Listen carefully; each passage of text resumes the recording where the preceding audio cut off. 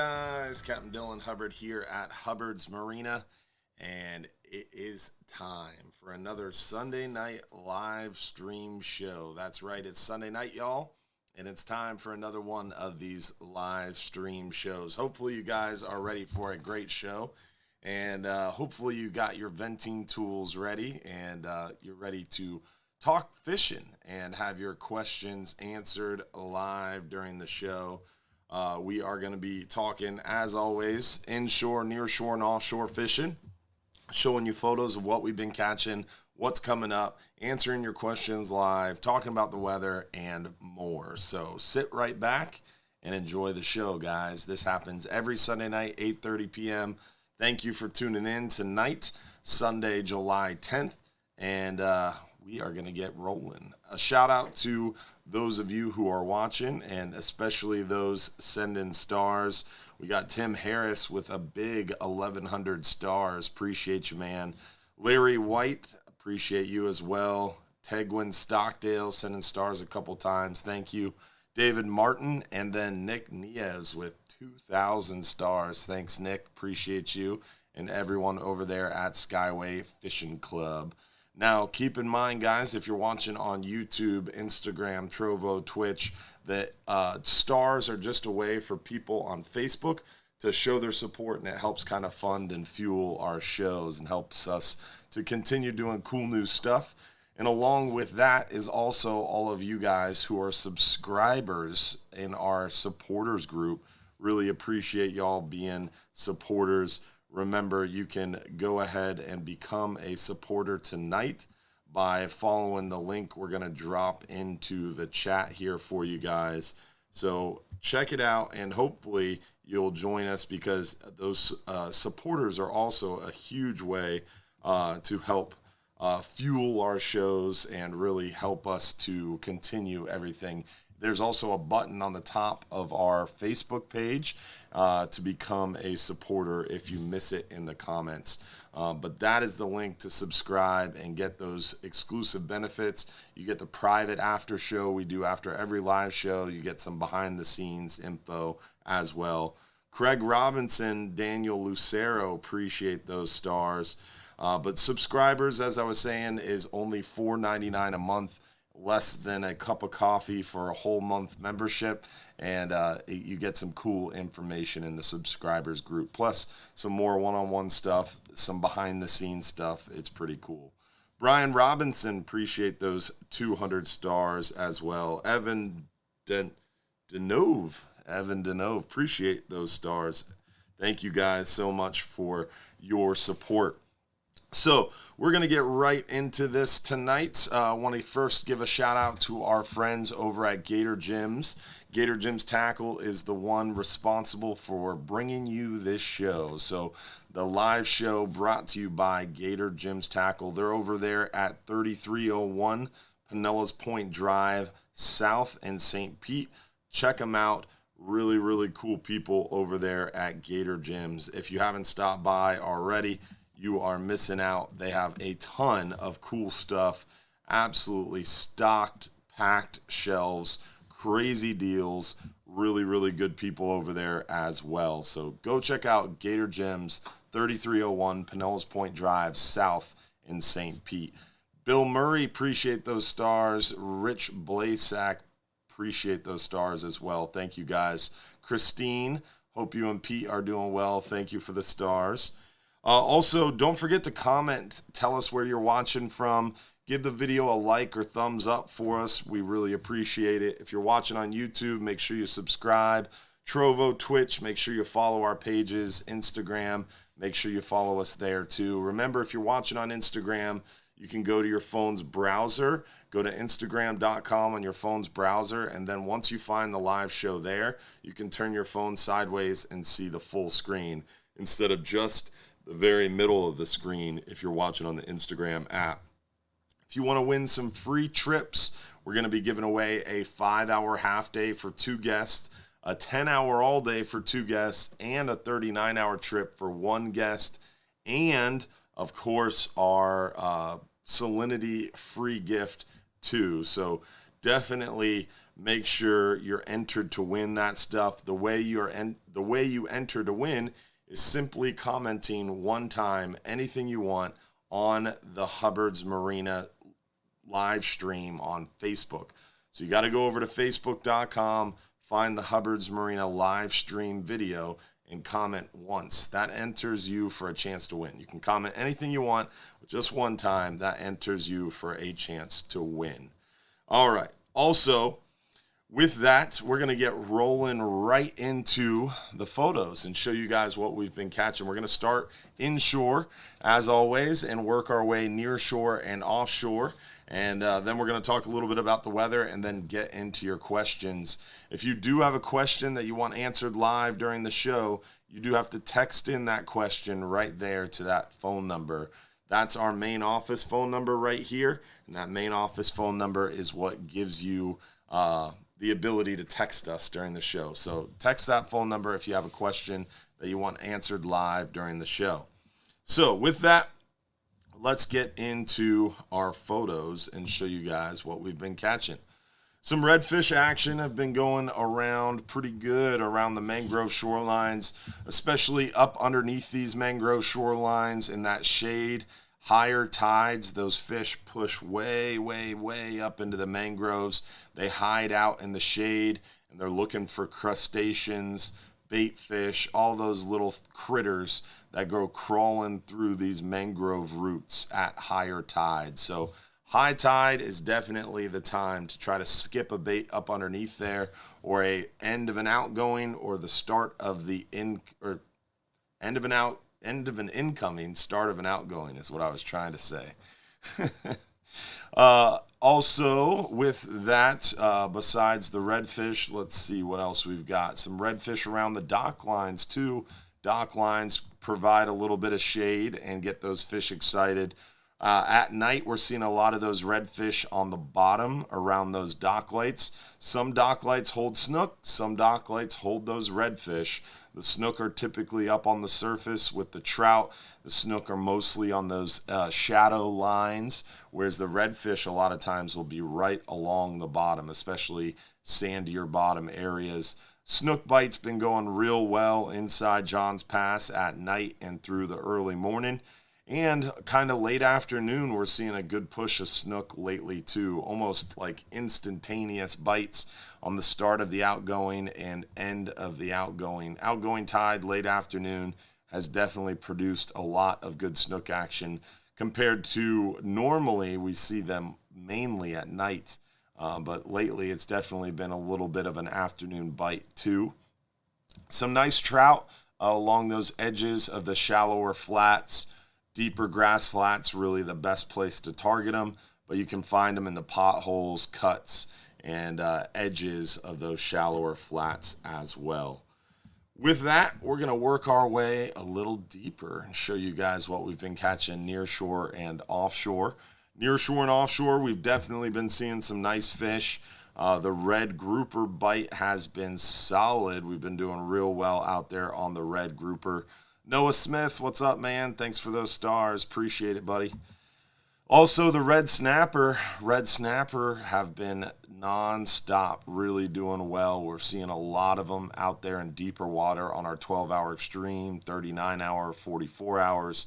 Red snapper is still going on until end of day, August 18th. And we've got lighter loads, surprisingly. Today's 39-hour only had 40 people booked. It left the dock with 42. I started looking today in August. There's one red snapper trip in August with 25 people on it, believe it or not. So I might end up red snapper fishing because I can get down with that. 25 people, that is a nice light load. Even outside of red snapper season, it is a light load. So pretty excited about that, and seeing a lot of opportunities to get out there on the water before the end of red snapper season.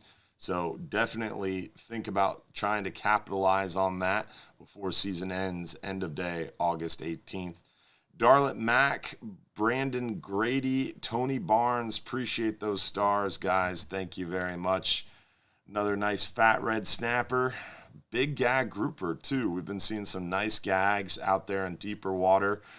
Today's 39-hour trip brought home a 39.11 pound keeper gag grouper. It was a monster from today's 39-hour that returned today. There's a beautiful one from the Flying Hub 2. Definitely seeing some solid gag grouper action, some big red snapper, monster red snapper there. Fat one for sure. Big mangroves, nice kind of picky but steady bite of mangroves. We're not seeing crazy mangrove snapper action, but we're seeing overall pretty good numbers. Just have to grind it out a little bit. And a couple hogfish around. Not a lot of hogfish, but definitely a few out there, mostly on those 5 and 10 hour trips primarily. Nice red grouper from our buddy Joe Vito. Here's a little true black grouper. Had to go back, but still a pretty fish. Some solid gags on the deep water, overnight trips, red grouper, scamp grouper. We're seeing pretty good numbers of scamp grouper. That's a nearshore red grouper. We're seeing a lot of the red grouper on the hub, private fishing charters, 8, 10, 12-hour trips. We're also seeing some solid red grouper occasionally on the 10-hour trips as well. Not a ton of them, but we're definitely starting to see some pretty nice ones. So pretty cool to see. Solid red grouper there. That's a big boy. And the old shark bite gag grouper. That's sad to see for sure, but solid red snapper, red grouper, and big gag that unfortunately was a victim of a senseless shark attack. Tony Barnes, appreciate those 200 stars, man. And also our good friend Craig Robinson, thank you guys for the stars. Solid red grouper there, blackfin tuna. This last 39-hour trip, they had a wahoo swim up to the side of the boat. We caught and released a sailfish. Well, we caught and it released itself a sailfish here, I think about a week and a half ago. So definitely some pelagic action going on right now. Full moon this week, Wednesday. Full moon will bring with it typically some more active pelagics. So I would imagine this week we're going to see a lot more pelagics coming up on those long-range trips. But unfortunately, it also can sometimes make bottom fishing a little bit slower, especially right on and a few days behind the full moon. So I would imagine Tuesday, especially Wednesday, Thursday, we're probably going to have a tougher day bite. But a really solid night bite and pretty good day bite leading up to that. So hopefully the 39-hour trip that left today absolutely crushes them. And then Tuesday's trip will probably do real well at night. It might be a little tougher during the day. Here's a monster red snapper from a recent 39-hour. Some other great fish, big gags, continue, solid red snapper. It's been a very, very good bite, but extremely hot. Eric Seberg, appreciate those stars. Thank you very much, buddy.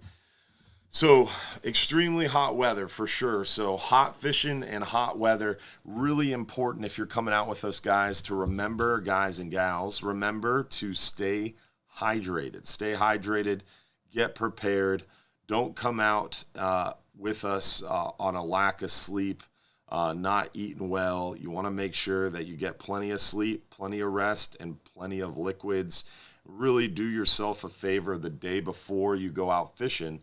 Make sure that you're eating well, you get plenty of sleep. Make sure you drink at least a gallon of water, if not more. Overhydrate yourself. That way the day you go fishing, if you do happen to get real sweaty and maybe a little dehydrated, it's not going to have as much of an impact on you because you will be well hydrated the day before. But you want to drink a lot of water while offshore right now. You want to take it easy on the beer, especially during the day through the trip, and just continue to really stack that water as best you can because it is hot, brutally hot out there. Ryan Kelly, appreciate those stars, buddy.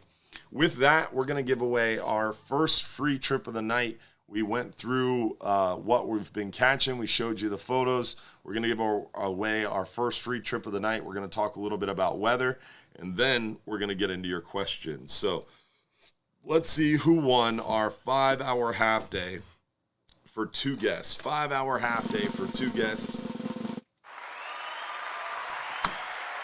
Donnie Mitchell from Holiday, Florida. Congratulations, Donnie. Nice to join us.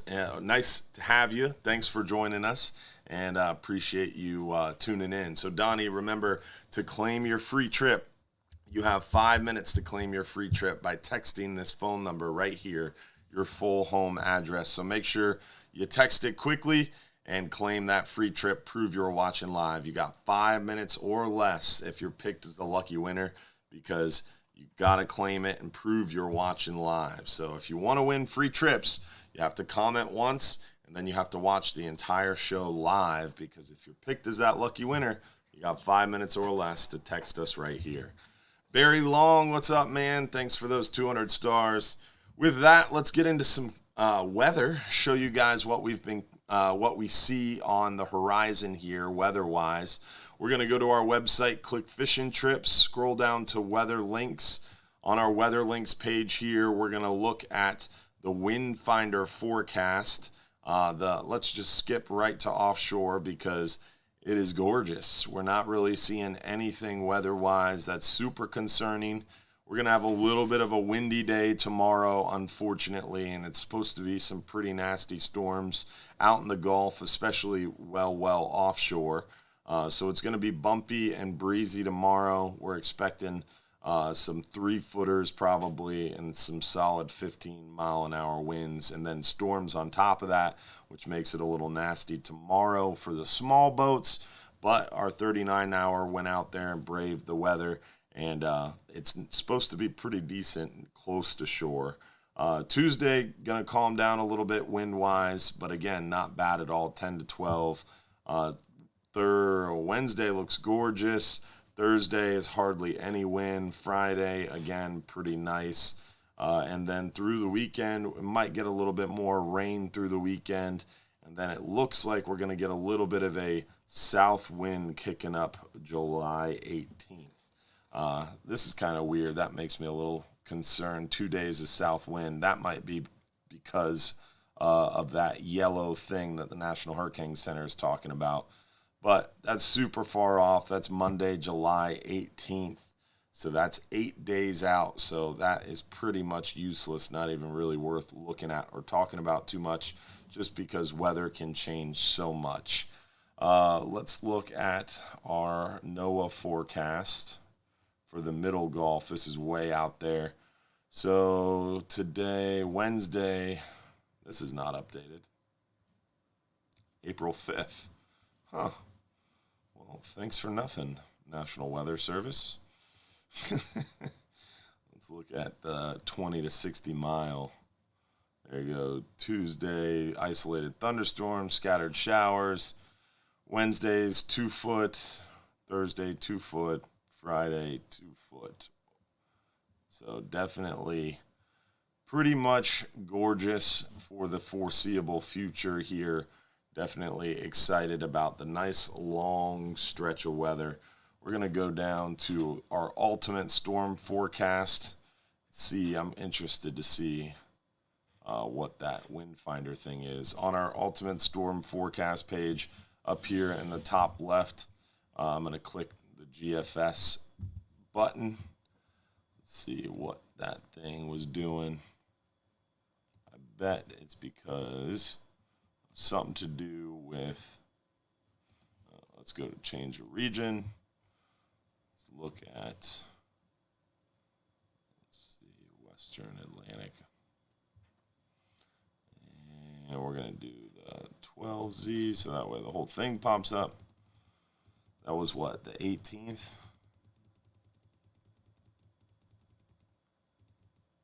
No. So that south wind is because of this right here. Let's see if we can make that zoom in a little bit. So this is July 18th, and we saw that strong south wind, and this is why. We've got a high pressure in the red, battling the low pressure in the blue, and right stuck dead in the middle is Florida. And that's going to create that south wind because this high pressure is pushing against this low pressure. So that's a pressure, what they call a pressure gradient. And that's going to be what's going to be pushing that strong south wind July 18th. At least that's what's forecasted. Again, this can change, and it's not super crazy strong, but that's what's forecasted. So we'll see how that plays out. But always interested to kind of see what drives that weather, and that is going to be something that is most likely going to change, because those high pressures and low pressures and where exactly that line meets can move a lot. So 8 days out trying to forecast where that line meets is going to be tough. So that strong south wind can change a lot. Noah Smith, appreciate those 500 stars, buddy. Thank you very much. All right, so with that, let's talk a little bit about your questions. Let's get right into your questions. See what you guys want to talk about. Remember, if you have a question you want answered live during the show, you do have to text us at that phone number right down here.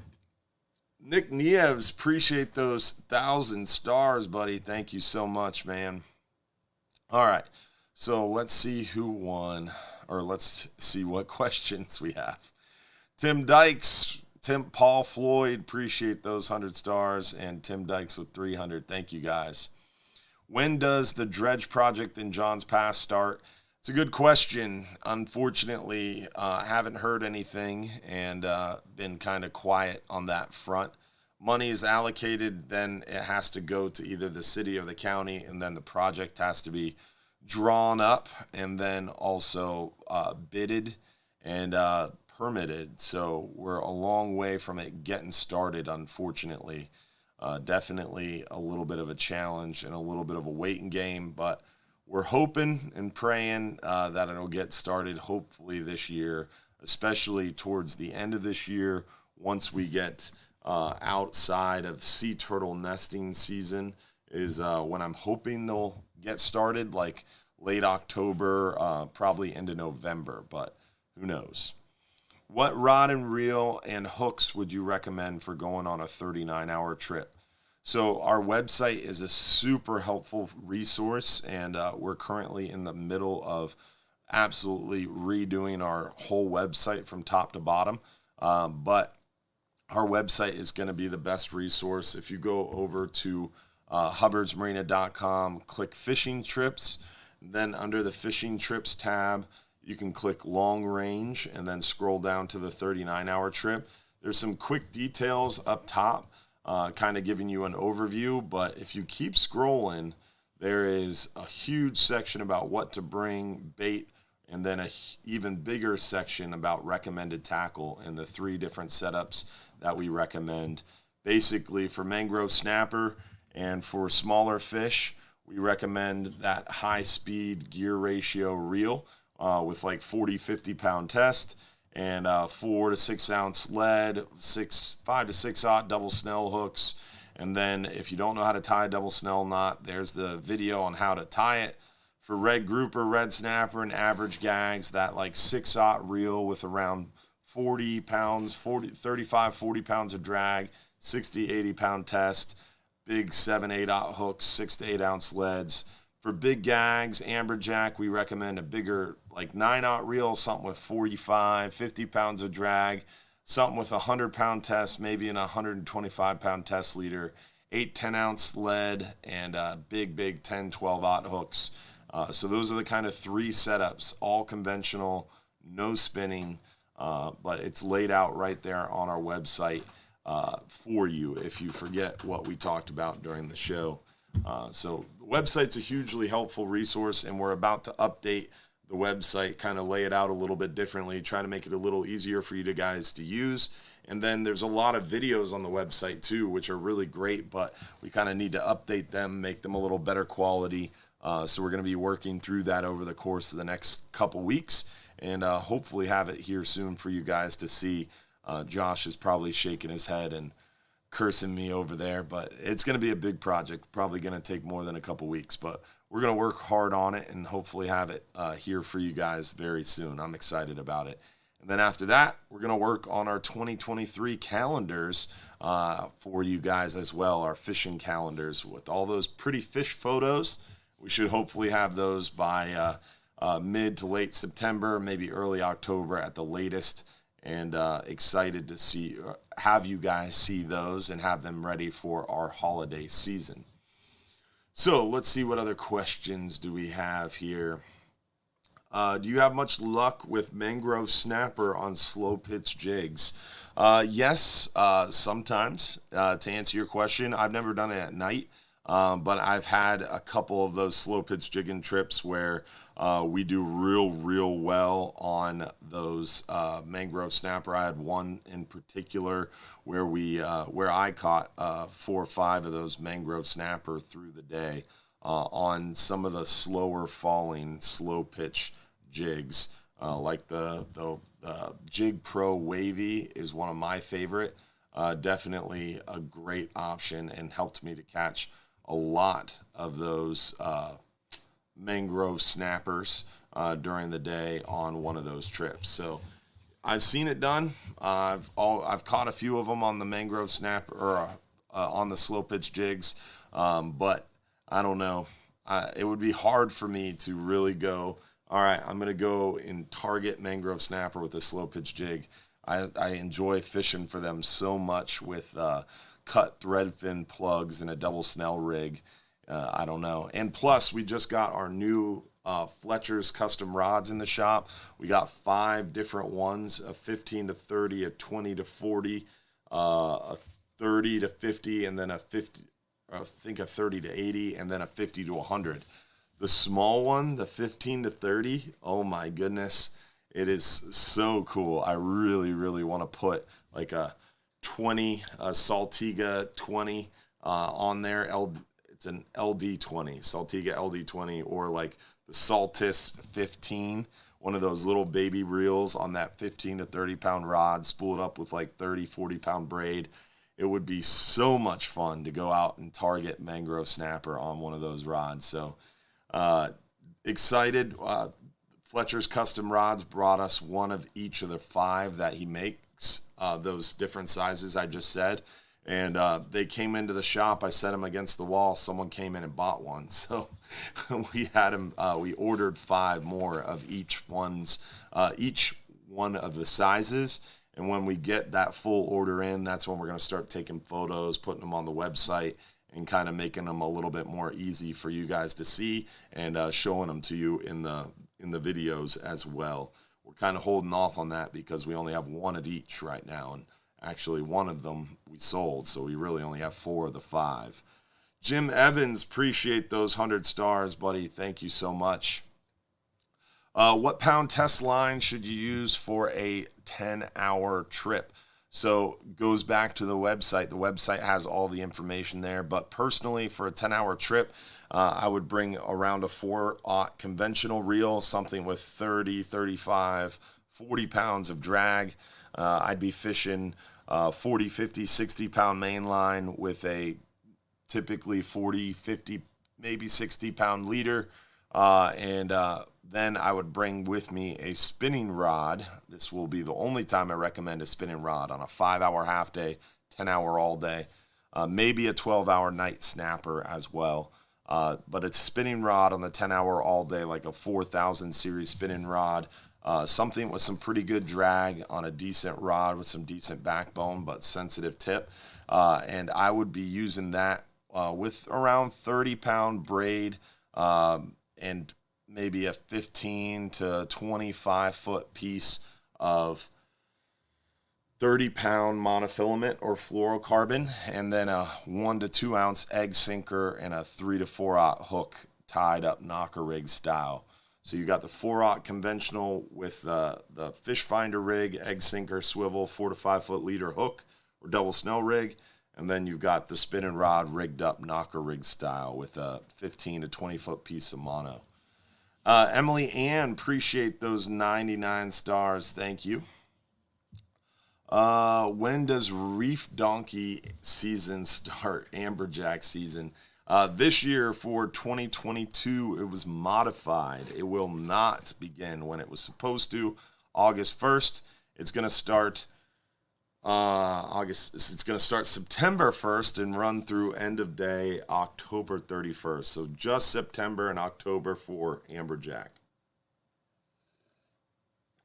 Do you recommend using braided line? No. For most people, braided line is really not recommended. It's very difficult to fish with. To me, like going out there and bottom fishing, anybody can do it, especially like a 5 or 10 hour trip. It's fun for the whole family. Anybody can get out there on the water and do it pretty successfully as long as you're listening, you're asking questions, you've got your eyes open. And to get on a 12-hour night snapper or 12-hour extreme, 39-hour, 44-hour, you really need to be a little bit more advanced to be successful. Have the feel for the bottom, have the feel for the bite, know how to set the hook, know how to hold bottom and not have a bunch of slack in your line. And then the next step is learning how to underhand cast away from the boat, learning how to really make sure your line's drifting properly, making sure you're presenting that bait naturally, your leader's nice and stretched out. You should be able to lift your rod tip up, and you should know whether or not you have bait on the hook. You should be able to lift the rod tip up. You'll feel the weight of the lead pick up off the bottom, and then a few seconds later, you feel the weight of the bait pick up off the bottom. And if you can't put a thread fin on your hook, drop down and be able to feel if it's there or not, you're not quite there to that level where you really could fish braided line successfully. Because to be able to fish braided line really successfully, you need that enhanced idea and understanding of where your line is and what it's doing and if it's touching anything.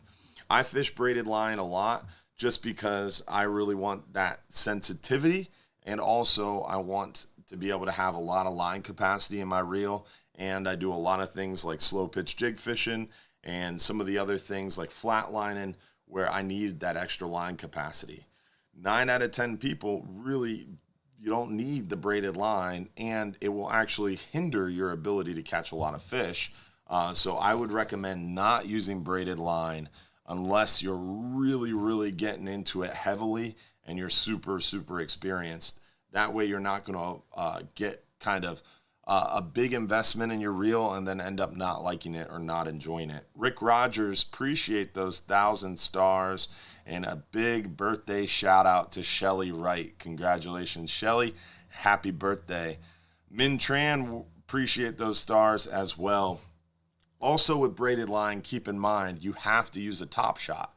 So not only is it a little bit more difficult to fish with, but you're always having to add a top shot. So that's a line-to-line knot, and a lot of these newer, fancier custom rods have these little itty-bitty guides on it, so you have to do one of those fancy line-to-line knots, like a reverse Albright, FG knot, PR bobbin knot. These knots that take a lot of experience and a lot of practice to kind of get used to and do well. So if you're just using mono, no top shots required, super easy, a lot quicker if you break off. So I only use mono on bigger reels with a lot of drag when I'm targeting big gags, big amberjack. You do not want to hook an amberjack with braided line. Let me tell you, it's literally the worst. Borderline torture.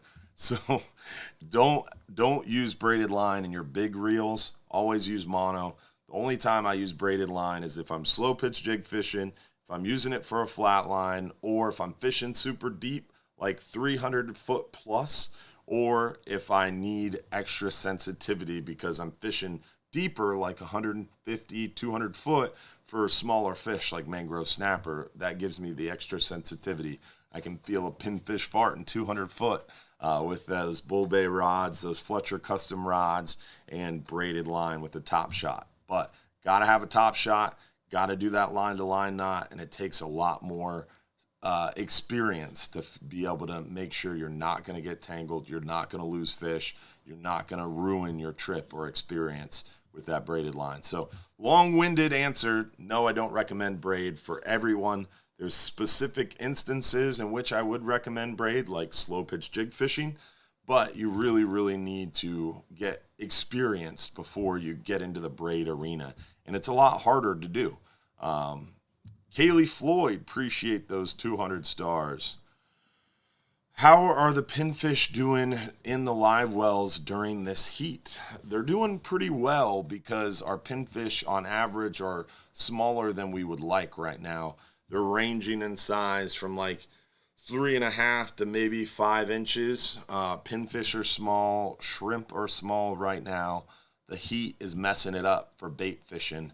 This time of year, around July 4th, it gets really hard to get shrimp, and the shrimp you do get are super small. So we got extremely shrimpy shrimps, and our pinfish are also very difficult too. A lot of those pinfish get a little tougher to find in this hot water. They don't want to swim into the traps as much, and we've really seen a big change since that huge red tide. The pinfish populations haven't been super robust or super large like they were previous to that big red tide. They're coming back. We're seeing a lot of numbers, and we're catching our orders. Like, we haven't been shy so far at all on our orders. So we've been able to make our orders every trip so far, but we're also not seeing huge pinfish. Just a little bit undersized than we would have liked. And yes, they are occasionally you run into pinfish eating other pinfish's tails. Our pinfish are never more than about 12 to 16 hours old. Most of the pinfish for, like, say, a 39-hour trip come in at noon before the 39-hour trip. But when it's hot out like this, those pinfish, they get stressed out in the traps and the live wells and on the way out in the boats. And it's very common for those pinfish to peck at other pinfish's tails. So it is common that you get those red-tailed pinfish, especially when you're trapping thousands of baits at a time.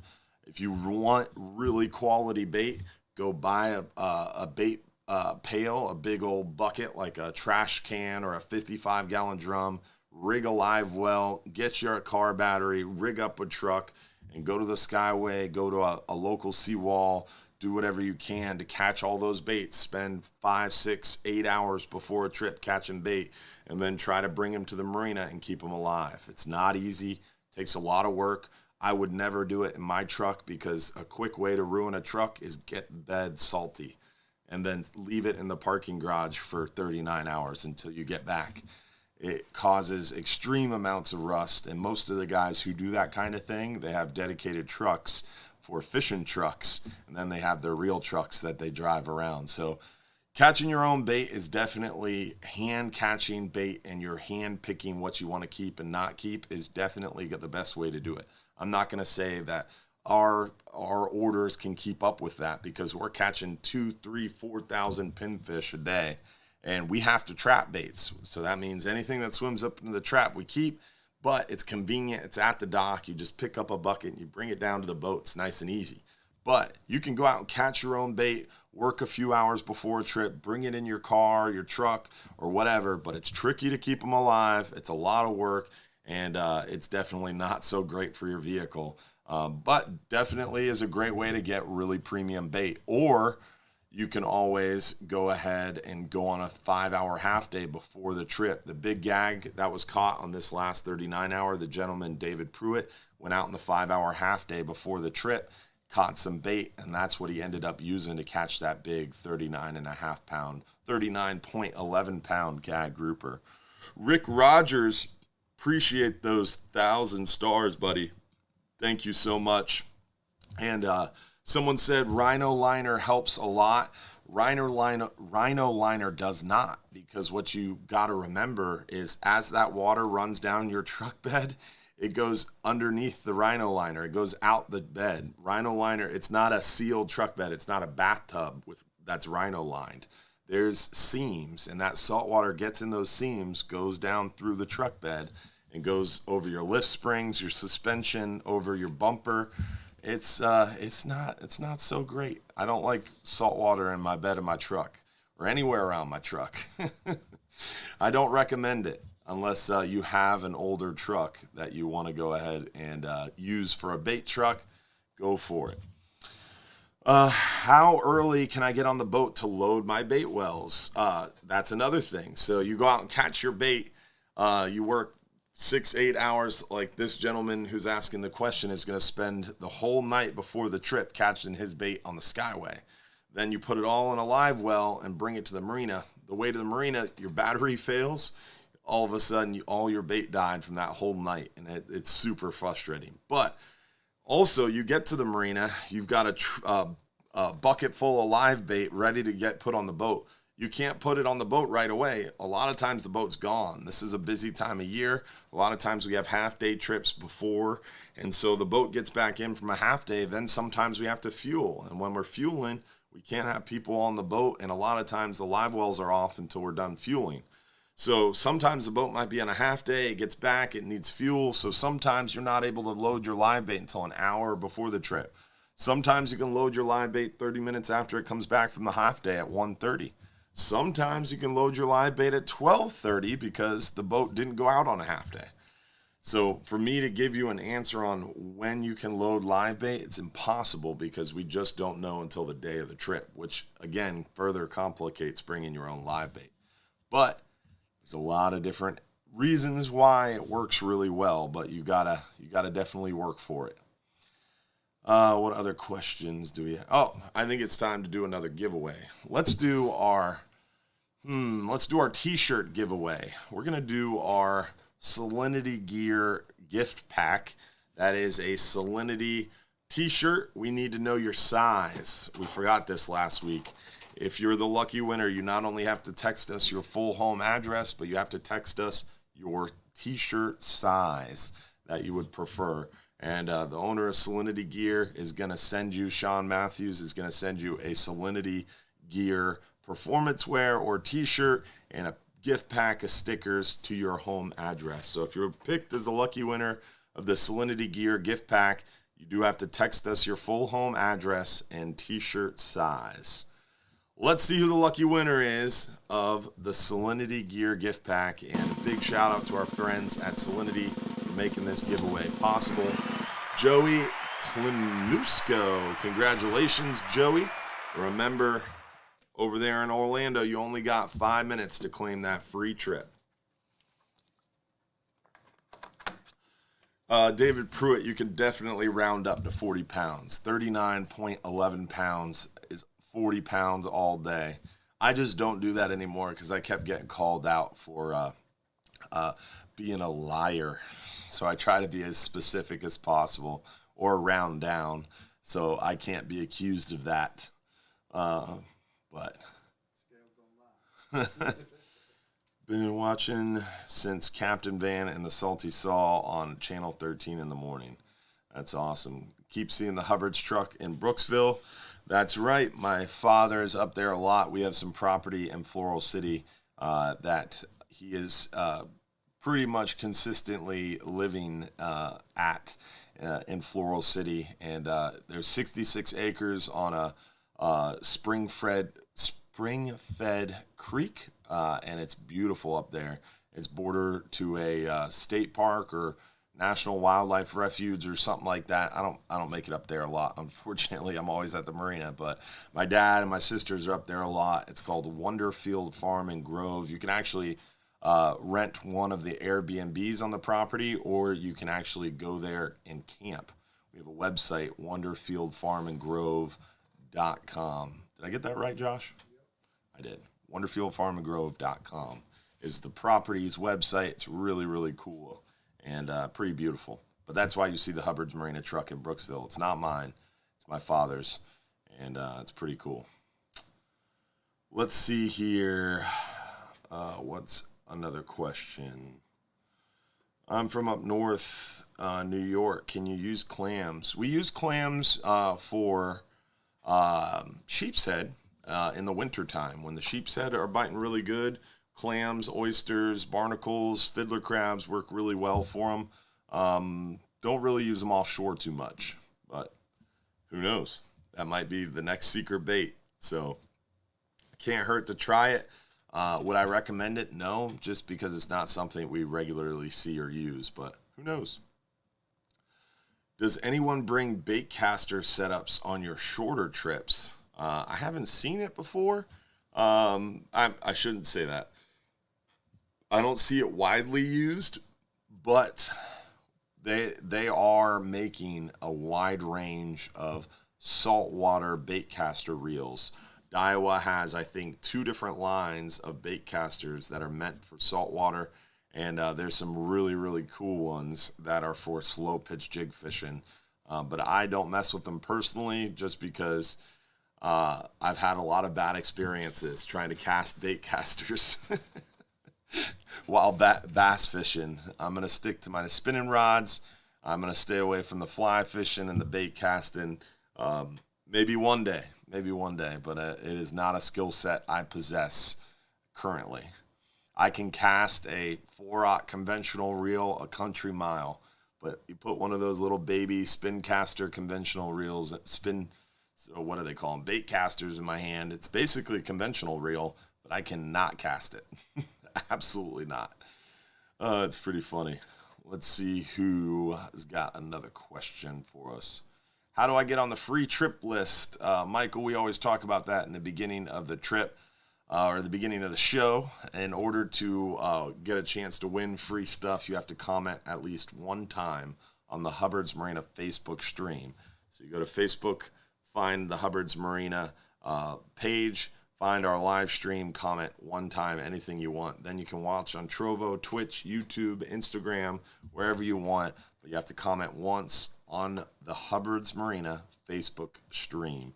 And make sure you like our Facebook page, subscribe to us on YouTube, follow us on Instagram, Trovo, and Twitch as well.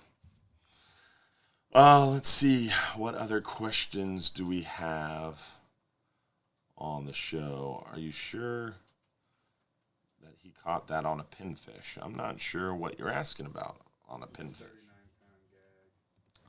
The 39-pound gag was caught on a mackerel head. At least that's what I was told. I don't know. That's what I heard.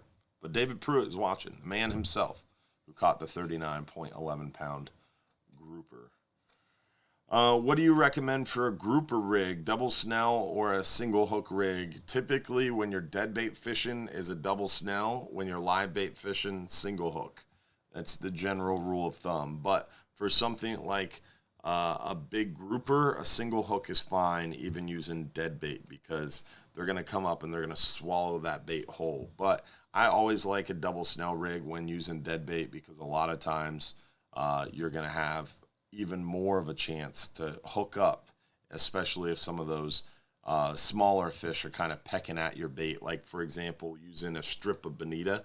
A lot of times I'll use one big hook and then a smaller hook above it, like maybe a 10-aught hook, 7 to 10-aught hook, and then maybe like a 4 to 6-aught hook above it. That way I have a small hook in case one of those smaller fish go to bite it. I still have a chance to kind of hook one of those guys too. But it's up to you. Everybody has a little different style of doing it, but I like double snell for dead bait, single hook for live bait. When are you going to have your new long-range boat built and ready? We're working on plans currently, and once we go into construction, you guys will know about it, and we should have it pretty quickly thereafter, 6 to 8 months. The unfortunate part, like anything, is building it is one thing. Getting it Coast Guard approved and letting it run its first trip is a whole different thing. So when I experienced this the first time with the Flying Hub 2, it was built and we delivered it. We rushed home late May of 2016. We drove from Vermilion Bay, Louisiana to Johns Pass in 27 and a half hours. It was brutal. It was brutal. It was definitely a long trip, and so that was 2016. So that was for 6 years ago, and I was just absolutely wiped out. That was a very long, extended trip through the Gulf of Mexico. So we rushed it home to be able to get here in time for red snapper season, and the goal was to hopefully have it running for red snapper season come June 1st. But then Coast Guard Sector St. Pete was like, no. Just because Coast Guard Sector New Orleans signed off on this boat doesn't mean we are. And they came down and they threw a bunch of monkey wrenches in. And long story short, that boat wasn't running for, I forget how long, but it was a nightmare. It took way longer than expected to actually get it to run its first trip. So boat might be built in 6, 8, 10 months. It might get delivered a day or two after it's finished, but then it's going to take a lot longer for Coast Guard Sector St. Petersburg to write off a certificate of inspection and let us run our first trip on that boat. But hopefully very soon. Hopefully we'll start construction later this year, potentially early next year. But a lot of things have to go right. Just hoping and praying things continue to go right this year and we don't have anything crazy happening. But that's our plan and our goal, at least long-term goal. Scott Flynn, appreciate those stars. Thank you so much. On your 12-hour extreme trip, should I bring some brine threadfin chunks? A lot of times we only brine baits on our 39-hour, 44-hour, those longer range trips when you're fishing 9, 10, 12 hours plus. A lot of times on a 39, you have close to 20 hours of fishing time. On a 44-hour, you have close to 24 to 25 hours of fishing time. So definitely a little bit more fishing time makes it more necessary to have that brine bait. Nancy Feely, appreciate those stars. Thank you very much. Whereas like those shorter trips, brine bait aren't as necessary. Let's see, what other questions do we have? Tell us more. I don't want to give away too much about the new boat. Maybe in the supporters after show, we'll talk more about it. Anyone? Oh, we already talked about that one. Is it worth ordering live octopus for a 39-hour trip? Please don't. They are impossible. They are impossible to keep in a live well. They can actually open a jar. If you put them in a jar, they will open the jar and get out of it. They are extremely smart, and they will just crawl right out of the live well and right over the side of the boat while you sleep. Don't bother ordering live octopus. Now, octopus is a great bait, extremely great bait, and frozen octopus, we typically sell frozen baby octopus, and we typically can get virtually any bait. Like Boston mackerel is one of the new baits, frozen baits that we're trying to bring in the shop. But our live bait supplier, Aylesworth Bait, is like the bait supplier for the region. They're pretty much the only game in town. And they don't have baby octopus or Boston mackerel. It's impossible to get. COVID, supply chain issues, whatever you want to call it, it's really, really been tricky the last year and a half or so. Bait prices have doubled and tripled, and supply has gone to almost nothing. It's always a struggle every week to just get the bait we need to run our trips and enough bait to fill our bait freezer in the office. And we are a pretty big purchaser from Aylesworth and still really struggle. So it's tough to get frozen bait, especially kind of unique frozen bait. So we normally carry baby octopus, but they have not been in stock for 6 months and maybe even longer. Richard Blasak, appreciate those 100 stars. 200 stars, buddy. Thank you very much. In September and October, 39-hour trips are really full, but 1 day each month. It's not showing the days grayed out for me. That's why I'm asking. It's because they're not there. If it's grayed out, it means it's sold out. If it's just simply not there, it's because it's not offered. Our boats every year, starting to, just after Labor Day till around the second or third week of October, one of those big boats is pulled out of service for dry dock. And that is why you don't see a lot of 39-hour or 44-hour options in September and October because of dry dock. But it'll be back in action end of October. I think we take it out on September 12th or 13th. It goes out of service and won't be back into service until like October 22nd-ish off the top of my head. Why not sell artificial octopus lures in our shop? We do. We ordered a ton of them. Unfortunately, Again, you can order as much tackle in the world you want. You're not going to get it. There's almost all the tackle is really, really difficult to get. We ordered a huge line of Mustad octopus hooks, and they only delivered us the 20 and 30 gram, very small lures. The 80 gram, the 120 gram, the 150 gram, the 200 gram, the 250, the 300 gram are all on back order, back stock. They're not getting them to us. So we're hoping to get those octopus jigs that we ordered many, many moons ago, but unfortunately they're very, very difficult to get in the shop too. So you can't get frozen octopus, you can't get octopus jigs, and it's very hard to get rods, reels, virtually anything right now. Let's give away our 10-hour trip for 2 guests, then we'll answer some more questions before we wrap this sucker up. So let's see who the lucky winner of a 10-hour all day for 2 guests is.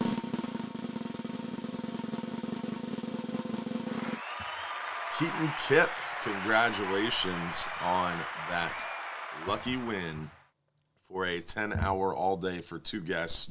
Remember, guys, if you're picked as the lucky winner, you only got 5 minutes or less to claim your free trip by texting us this phone number right there, your full home address, within 5 minutes or less. So last week I had a guy an hour after the show text in, "Did I win anything tonight?" No. Even if you did, you didn't win anything because you got 5 minutes or less. If your name comes up on the screen, you got 5 minutes or less to claim it by texting us at that phone number to prove you're watching live, because you got to watch live. You got to comment once in order to be eligible to win. All right, let's see our next question as it comes up. Hopefully everybody is having a great Sunday and looking forward to some killer fishing coming up with this great weather that we have. Nice long weather window, and we definitely have been catching a lot of fish offshore, and you got a lot more time left in red snapper season all the way through end of day August 18th. A lot of availability left, so hopefully you get a chance to get out there. Going on a 39-hour on the 19th. Bring in bonita on the boat. What is the best way to use this as bait? What I would do with a bonita, if it's a fairly medium to large bonita, I would fillet it. And then once you fillet it, then cut off the backbone and just that bony piece of the carcass and throw it over. Save the head. The head is a great piece of bait. And then take the fillet and turn it to where the head piece is facing up and the tail piece is facing down. Skin side up, and then make long strips. And then put your hook through the fatter end, through the skin, and out the meat. And on one end, on the fatter end. And that's how I would fish it. The strips of the fillet and then the head on a really big tackle setup. The head is always a great option. So when you go to fillet it, maybe leave an inch or so of meat behind the head on purpose. So that way that head piece is a really good, meaty, flavorful chunk to send down to bottom. That's how I would fish it personally. Wanted to know what you expect on your 39-hour in late July. Do you fish differently due to weather? No. July and August are no different. July and June are no different. So we expect late July to be very similar to June. What does happen is as the intensity of the summer settles in, the gags do tend to push out more and more, and they get a little trickier to catch. We're doing really well on gags right now since red snapper season opened, and we're fishing deeper. But typically they do get a little harder to get towards the end of July into August, September. And then October rolls around, cold fronts come starting again. The gags start pushing back in, getting more aggressive. So sometimes we see a little softer gag bite. Excuse me. Sometimes the mangrove snapper can get a little picky, but they already are picky. So I don't foresee a huge change from right now until end of July. We're we're having issues keeping our greenbacks alive all day. What tips do you recommend to keeping them alive all day? I've always struggled to keep greenbacks alive. They are probably one of the most difficult baits to keep alive. I would recommend keeping it cool. So a bait cooler works really well because it's insulating the heat of the water. Maybe a frozen water bottle. What a lot of people mess up is they're like, oh, I got to keep the water cooler, so let's pour ice in it. That doesn't work. If you pour ice in the water, it melts the ice, and then it changes the salinity of the salinity levels of the water, and then it kills your bait. So using something like what Josh just pulled up, an Engel live bait cooler, is going to be your best bet. And then you could take a little frozen water bottle and put it in there with the lid securely closed. So that way when the ice melts, it's not letting fresh water into your salt water. And that's going to keep the water temperature down. It's going to keep them in the shade, and it's going to provide oxygen with the bubble box. So more oxygen, less heat, and keep them in the shade. And that's going to help you try to keep them alive as long as possible. And then also less bait. If you overload the live well, they're not going to survive. So less bait in the water, cooler water, higher oxygen levels. The cooler the water, the more oxygen it can hold. The hotter the water, the less oxygen it holds. So when it's really, really warm in the summertime, or you put your bait in a bait bucket and it's on the sun, sit next to you on a bridge, the more the sun bakes the water, the more oxygen is being baked out of the water, the less oxygen the water can hold. And fish live by pulling oxygen out of the water. So if it's super hot water, there's less oxygen, they're more likely going to die. Cooler the water, the more shade they have, the cooler the temperature of the water, the more dissolved oxygen can be held in the water, and the more lively the baits are going to be. But you don't want it too cold, because if it's too cold, you take that bait out of the bucket, you hook them up, toss them in the warm Gulf water, and they're going to die. So you want a happy medium. So don't get too crazy with the ice bottles to get it too cold, because then you'll be in a pickle in the other way. How much for a 39-hour trip? They are $4.49 for 39 hours on the water. Less than $12 an hour. I think last time I did the math, it was like $11.20 an hour for 20 hours of fishing time, 70 to 100 miles offshore. Pretty darn good deal. Cheaper than 2 nights in an average hotel, and our hotel will take you 100 miles from shore. Any opinion? This question kills me because I want to answer it, but it's literally like a 6-hour answer. Any opinion on why Atlantic red snapper season is basically nothing? It's only 2 days. I'll stop you now. Yeah. The answer. Somebody asked me this on the dock this morning. I was like, dude, we don't have enough time to talk about this. The boat leaves in 30 minutes. Yeah. I mean, there's so much to that answer, and we don't have enough time. I mean, literally, we're already over time. I couldn't even give you a really high-level quality answer to that question in 10 minutes. It is. There's a lot of different reasons why, but it's because of management in the Gulf of Mexico and the fishermen and the stakeholders making the right decisions early. We had a lot of really smart people doing a lot of really good moves that set us up for success in the Gulf of Mexico.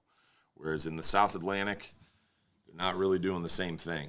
The Gulf of Mexico is really setting the stage, first ever of its kind in the nation, data collection system for the for-hire sector.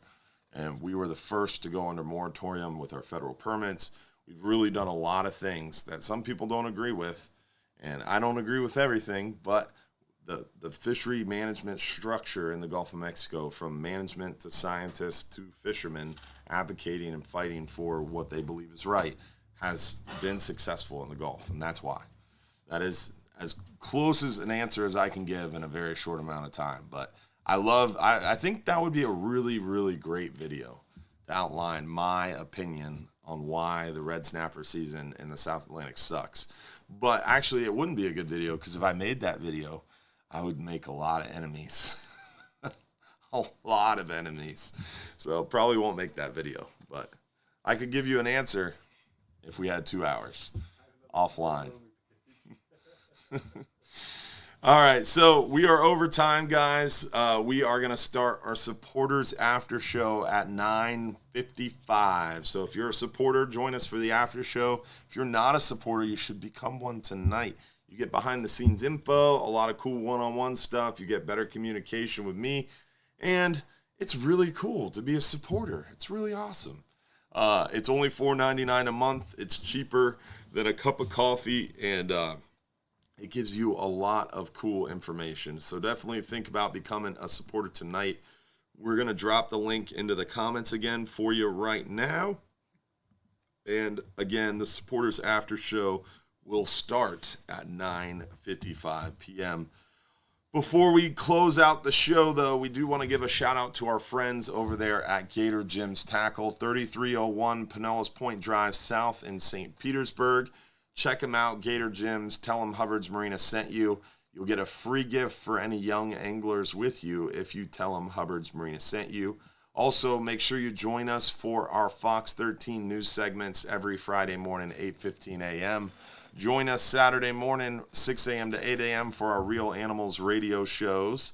And then big shout out to our other sponsors and partners at the Real Animals: Garmin Electronics, Yamaha Outboards, Bass Pro Shops, Engel Coolers, Salt Strong, Aquatic Nutrition, Sport Fishing Chums. And also want to give a shout out to our other social media channels. If you haven't checked it out yet, follow us on TikTok, Pinterest, LinkedIn, Instagram, YouTube, Snapchat, Facebook, the Nextdoor app, Fishbrain, Waypoint TV, Trovo, and Twitch. All 12 social medias I expect you to be following. I appreciate it, guys. Thank you all for hanging out with us, joining us for these Sunday night live stream shows. We hope to see you again next week for another episode of the live stream show. And hopefully we'll see you every Sunday night for the live stream show. Sunday nights, 8:30 p.m. Tell your friends. Please help spread the word. And hopefully you guys enjoyed the show tonight. Let's see who won our 39-hour fishing trip for one lucky winner. Remember, you got 5 minutes or less to claim it by texting your full home address to that phone number right there. Let's see who the lucky winner is.